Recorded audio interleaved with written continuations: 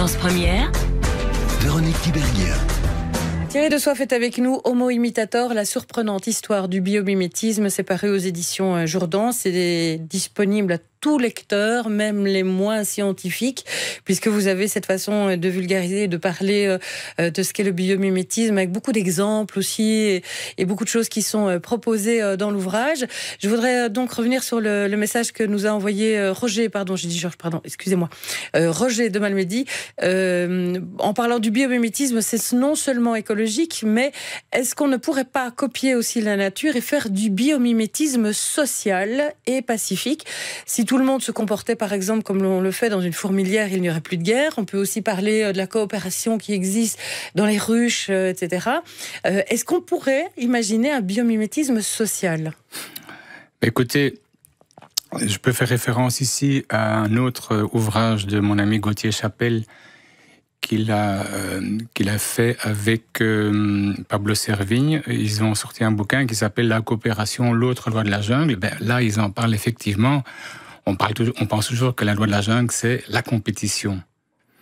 Il semblerait que pas du tout. Et en tout cas, la coopération est même plus importante que la compétition. Dans la nature, les arbres s'aident entre eux, ils coopèrent avec des champignons pour que ce soit bénéfique aux deux espèces. Les champignons profitent de l'énergie que les arbres vont leur apporter grâce à la photosynthèse. D'autre part, les champignons s'étalent avec leur mycélium de manière 1000 fois plus importante que les racines, donc ils vont chercher les éléments minéraux dont l'arbre a besoin, etc.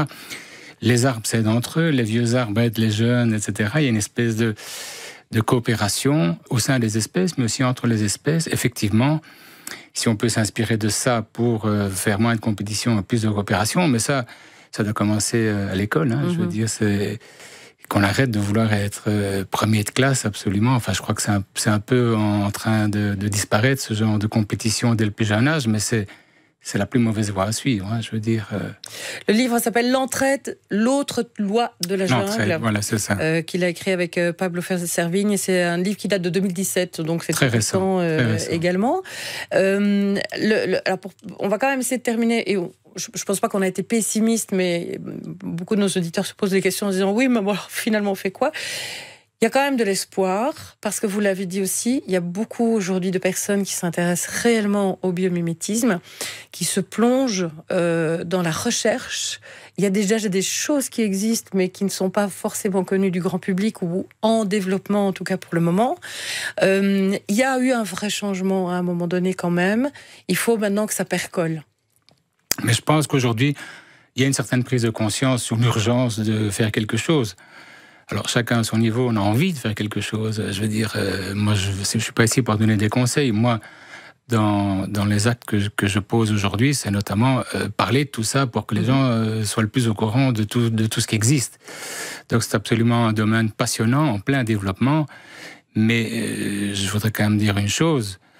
La société telle qu'elle est conçue aujourd'hui ne va pas vraiment dans le sens où elle devrait aller. Parce que le Black Friday pour une Green Planet, c'est absolument impossible. Donc, on arrête avec ces Black Friday et cette surconsommation, qu'à la limite, en tant que consommateur, on dise non, on refuse ce genre de choses, parce que c'est pas du tout ça qu'il faut. Il faut réfléchir, il faut se calmer, il faut arrêter de vouloir toujours plus d'objets, machin, technologiques et tout.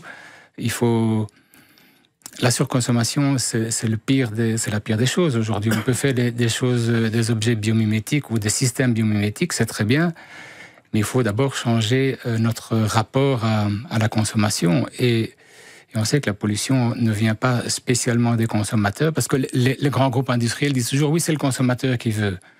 Mais le consommateur, c'est pas vrai. Je veux dire, les groupes industriels qui s'enrichissent et qui possèdent, on le sait, plus de 50%, il paraît que c'est 500 sociétés dans le monde qui possèdent plus de 500% des richesses mondiales.